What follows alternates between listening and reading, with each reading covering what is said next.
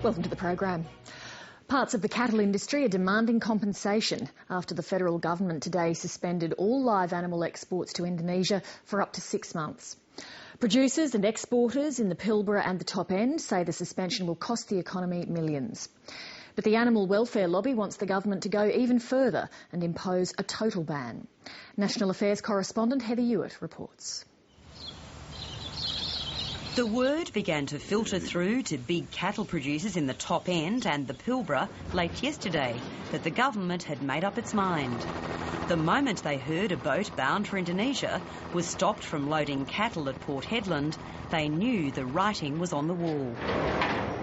Last night I ordered the complete suspension of all livestock exports to Indonesia for the purposes of slaughter until new safeguards are established for the trade.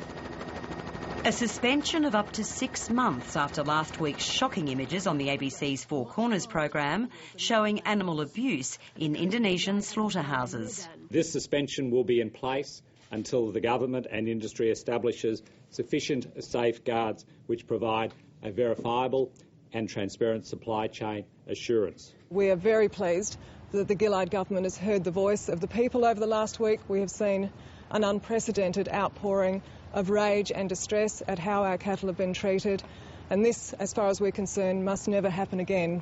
In just over a week, the government has bowed to enormous public pressure and from within its own ranks to act on the live export trade to Indonesia. The clear message is it will make a quick decision if it thinks the public is on side, something that doesn't seem to apply to other contentious issues. But in the industry itself, there's anger, confusion and division over the announcement and what happens next. At Darwin's port, thousands of head of cattle that were headed for Indonesia are now in limbo. And this exporter for Southeast Asia Livestock Services is not impressed. Me personally, in a company that I represent, 4,600 head in Darwin with nowhere to go, no market, in a pre-export quarantine. We face losses of millions of dollars, and it's very, very concerning from our business perspective and could send companies like ourselves completely to the wall. We'll battle through it, but this is a very challenging period. The ripple effect will go beyond the Northern Territory and the Northern Australian industry. This ripple will go to the whole of the country. It will impact on cattle prices when we see cattle being dumped on the Australian market.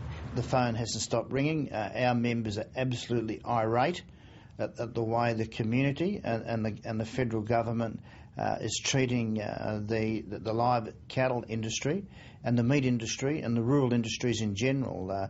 There's very much a them and us scenario starting to develop out in the rural areas on a whole range of things.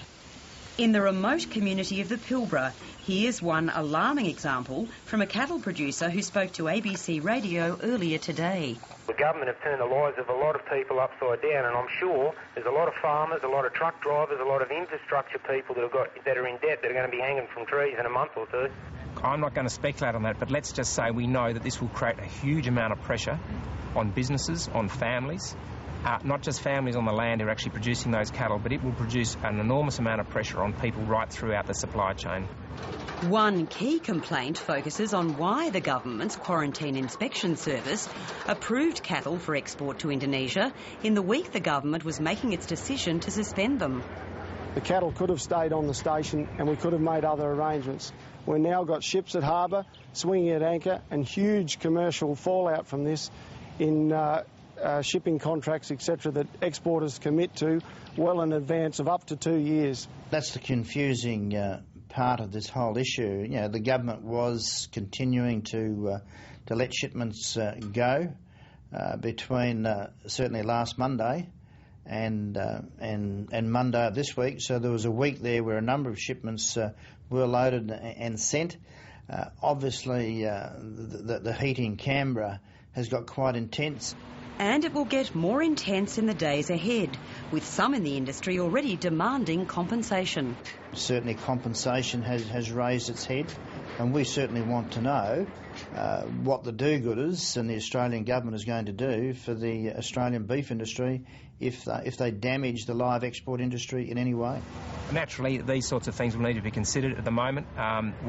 We just need to get our head around dealing with this welfare issue. That is first and foremost. Producers have made it very clear that they will not stand for animal cruelty.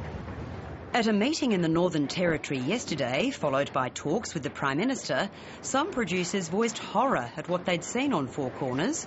Others have said the problem has been simmering for years. People are horrified, and the solution to this is to fix where things need to be fixed in Indonesia. They need to be fixed now. We understand very much the political situation that we're dealing with. There's a great deal of concern, and that needs to be rectified. In the meantime, the Minister for Agriculture is treading very carefully on the thorny issue of compensation for producers and exporters. What I'm keen to do is work with industry. I do accept that there's been impacts to industry, but let's not divert from where we are. We are here because of the animal welfare outcomes. Nobody accepts, the community doesn't accept the animal welfare outcomes that we all saw on the television. I think once again we have a problem of where he's listening to industry. You know, it's industry that got producers into this predicament. You can bet there'll be plenty more said on the topic when Parliament resumes next week. For now, the opposition is sticking to its habit of saying no to just about whatever the government announces. What is wrong about the Labor Party position is that they have put those who are doing the wrong thing in the same basket as those who have invested a lot of money and a lot of time and a lot of effort into doing the right thing. But the Greens and the Independents will be putting to the test uneasiness amongst some Labor MPs about whether the government has gone far enough. Today's announcement is a good start, and it's welcome, and it's a direct result of public pressure on Parliament. But we need to go further, and I will be introducing a bill into Parliament on the 20th of June that will cease all live animal exports immediately. And I think that the community will get behind that legislation. If anything, today's announcement appears to have fuelled the anti-live export lobby. As official talks begin on how to fix the industry, this issue clearly has a long way to run yet.